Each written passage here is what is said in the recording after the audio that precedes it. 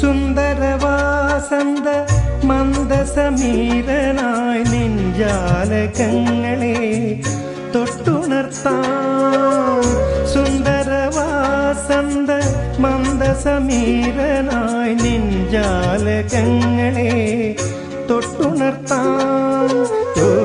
മിഴിത്താമര പൂവിതൾ തുമ്പിലെ പൂമുത്തൊരുമയാലൊപ്പിയേക്കാം.